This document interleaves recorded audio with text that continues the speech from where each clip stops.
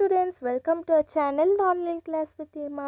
இந்த வீடியோவில் என்ன பார்க்க போகிறோம் பார்த்தீங்கன்னா நீட் ஸ்டூடெண்ட்ஸ்க்கான டைவர்சிட்டி ஆஃப் லிவிங் வேர்ல்ட் லெசனில் இருக்க 1 மார்க்ஸ் கொஷின்ஸ் தான் பார்க்க போகிறோம். ஸோ இந்த சேனலை ஃபஸ்ட் டைம் பார்க்குறீங்கன்னா மறக்காமல் சப்ஸ்கிரைப் பண்ணிவிடுங்க ஸ்டூடெண்ட்ஸ். ஸோ இப்போ இந்த கொஷின்ஸ் ஆரம்பிக்கலாம். ஃபர்ஸ்ட் கொஷின் வந்து என்ன கேட்டிருக்காங்கன்னா, increase in mass and increase in number of individuals and twin characteristic of which character of living organisms அப்படின்னு ஒரு கேள்வி கேட்டிருக்காங்க. increase in mass increase in number of individuals are twin characteristics. ஓகேவா? அதனால் which character of living organism இதை வந்து காமிக்குது அப்படின்னு கேட்டிருக்காங்க. அதுக்கு ஆன்சர் வந்து growth. ஆன்சர் வந்து growth. நெக்ஸ்ட் செகண்ட் கொஸ்டின் வந்து growth, reproduction, ability to sense environment are the features of living organism. இதுக்கு வந்து நம்ம வந்து என்ன கேட்டிருக்காங்கன்னா ட்ரூவா ஃபால்ஸான்னு ஆன்சர் பண்ண சொல்லியிருக்காங்க. அது கரெக்ட் ஆன்சர் வந்து ட்ரூ.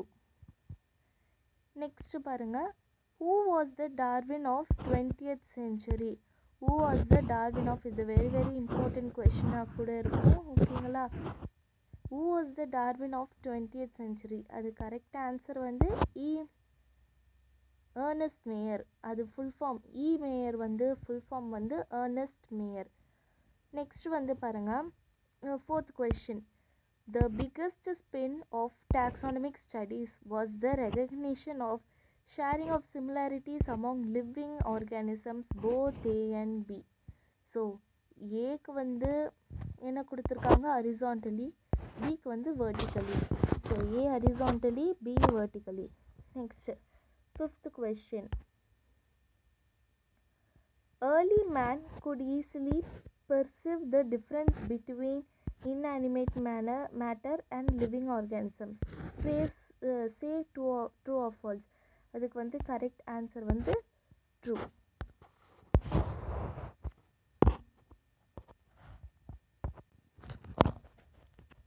நெக்ஸ்ட் வந்து sixth question, in majority of higher animals and plants growth and reproduction are mutually exclusive events.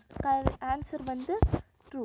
Next வந்து what is the common method for multiplication among fungi, filamentous algae and protonema of mosses? and the correct answer is fragmentation. இது வந்து ரொம்ப இம்பார்ட்டண்ட்டான question students. Next, reproduction cannot be taken as defining characters of living organism. why கேட்டிருக்காங்க. So ஏன் வந்து reproduction வந்து defining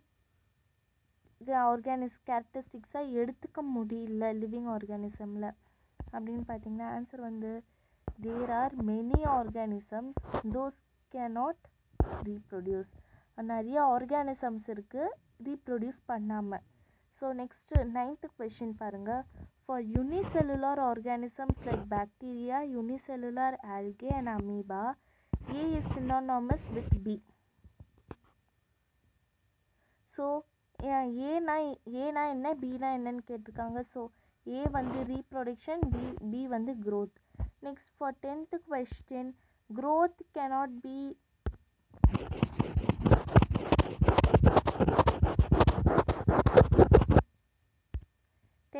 பாருங்கள், growth cannot be taken as defining characteristic of living organism. இங்கே என்ன பார்த்தோம், reproduction cannot be taken as defining characteristic of living organisms. அதே மாதிரி இங்கே கொஸ்டின் கேட்டிருக்காங்க, growth cannot be taken as defining characteristic of living organism. why கேட்டிருக்காங்க. Answer வந்து because of non-living objects also grow by accumulation of materials on surface. ஏன்னா நான் living ஆப்ஜெக்ட்ஸும் accumulation of some materials they will grow. So it is not a defining characteristic of living organisms. Next 11th question பார்க்கலாம். 11th question பாருங்கள், properties of tissues are not present in constituent cells but arise as a result of interactions among the constituent cells. இது வந்து true R ஃபால்ஸாக கேட்டிருக்காங்க. Answer வந்து true. Next The sum of total of all chemical reactions occurring in a living body is called. எல்லா ரியாக்ஷன்ஸும் ஒரு living பாடியில் occur ஆகுது, அதுக்கு என்ன பேருன்னு கேட்டிருக்காங்க. அந்த பேர் தான் வந்து என்னென்னா metabolism. Next, what is the most obvious and technically complicated feature of all எது வந்து டெக்னிக்கலி மோஸ்ட் ஆப்வியஸ், அதுக்கப்புறம் டெக்னிக்கலி காம்ப்ளிகேட்டட் ஃபீச்சர் எது பார்த்தீங்கன்னா அதுவே தானாக நடக்கிறது, அது எதுன்னு பார்த்தீங்கன்னா consciousness. Next, patient is a brain dead and has no self consciousness. Patient வந்து பிரெயின் டெட்டாக செல்ஃப் கான்ஷியஸ்னஸ் கிடையாது. Such patients are never come back to normal life. They are considered living or non-living. அவங்க வந்து brain வந்து டெட்டாக இருக்குது, அதுக்கப்புறம் no self conscious, அவங்களுக்கு கான்ஷியஸ்னஸ்ஸே இல்லை. அதுக்கப்புறம் அந்த பேஷண்ட்ஸ் வந்து நார்மல் லைஃப்க்கு வர முடியாது. So they are considered living R நான் லிவிங். லிவிங் இருக்கிற உயிரோடு தான் இருக்கிறாங்க, ஆனால் வந்து பிரெயின் வந்து டெட் ஆயிடுச்சு. ஸோ அப்படின்னா ஆன்சர் வந்து என்னென்னா living. Next 15th question. A affects reproduction in seasonal breeders, both plants and animals. A வந்து என்ன பண்ணணும்னா ரீப்ரொடக்ஷன் இன் சீஸ்னல் ப்ரீடர்ஸாக அது வந்து அஃபெக்ட் பண்ணும். எதெல்லாம் வந்து பிளான்ட்ஸையும் அனிமல்ஸையும் அஃபெக்ட் பண்ணும் ரீப்ரொடக்ஷன்ஸ் இது பற்றி. அதுக்கு பேர் வந்து என்னென்னா photo period. Next 16th question. In binomial nomenclature, each name has two components. ரெண்டு காம்பனண்ட் நேம். பைனாமியல் nomenclature வந்து ஒரு நேம் தர ஒரு அனிமல்ஸ்க்கு தர வேண்டிய நேம். ஸோ அதுக்கு வந்து ரெண்டு இது இருக்குது, ரெண்டு காம்பனன்ட்ஸ் இருக்குது. அது வந்து ஒன்று ஏபின்னு சொல்கிறாங்க. அந்த ஏபி என்னென்னா ஃபர்ஸ்ட் நேம். இப்போது ரெண்டு நேம் இருக்குது, அதுக்கு ஃபஸ்ட்டு நேம் என்னன்னு சொல்லுவோன்னா ஜெனரிக் நேம், செகண்ட் வந்து ஸ்பெசிஃபிக் நேம். 17th question பாருங்கள். What is the full form of ICBN? இது வந்து இம்பார்ட்டண்ட்டான கொஷின் தான். So international code of botanical nomenclature. ஓகேங்களா, international code of botanical nomenclature. Next, how many species are known and described till now? இப்போ வரைக்கும் எத்தனை species வந்து நோனாக இருக்குது, டிஸ்கிரைப் பண்ணியிருக்காங்க. ஸோ அது கரெக்ட் ஆன்சர் வந்து 1.7 மில்லியன். 1.7 மில்லியன் ஸ்பீஷஸ் இப்போ வந்து டிஸ்கிரைப் பண்ணியிருக்காங்க. நெக்ஸ்ட் வந்து the number and types of organism present on earth, this referred to as நம்பரும் types of organism present on earth, this refers to us. இப்போ வந்து number of organisms அதெல்லாம் வந்து இந்த எர்த்தில் இருக்குது, அதுக்கு பேர் என்னன்னு கேட்டிங்கன்னா அது பேர் வந்து biodiversity. Next, for plants scientific names are based on agreed principles and criteria which are provided by. பிளான்ஸுக்கு வந்து ஸ்பெசிஃபிக் நேம்ஸும் அதுக்கப்புறம் பிரின்சிபல்ஸ் அண்ட் க்ரைட்டீரியா, இதுக்கு என்னென்ன பிரின்சிபல்ஸ், இது என்னென்னலாம் தரும், இது என்ன தரும் அப்படின்னு வந்து இதெல்லாம் சொல்கிறது வந்து எது சொல்லுதுன்னா ICBN. அதை இங்கே பார்த்தோம்ல, full form of ICBN, international code of botanical nomenclature. இதுதான் வந்து என்ன சொல்கிறாங்கன்னா இது சயின்டிஃபிக் நேம்ஸு, அதை தான் பிளான்ட்டுக்கோட சயின்டிஃபிக் நேம்ஸு, என்ன பிரின்சிபல்ஸு, என்ன க்ரைட்டீரியான்னு சொல்கிறது ICBN. Next 21. Both the words in biological name when handwritten are separately underlined or printed in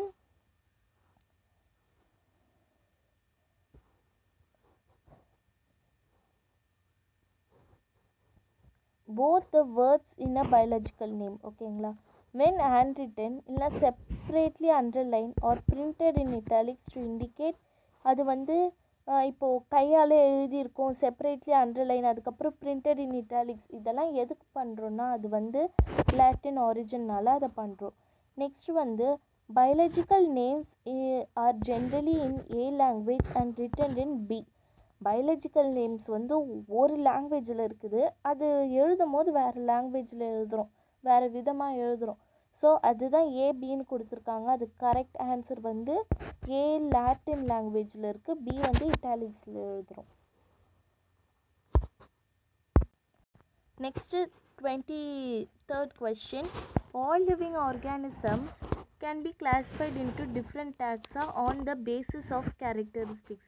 This process living organisms வந்து டிஃப்ரெண்ட் டாக்ஸால் கிளாஸிஃபை ஆகிருக்காங்க.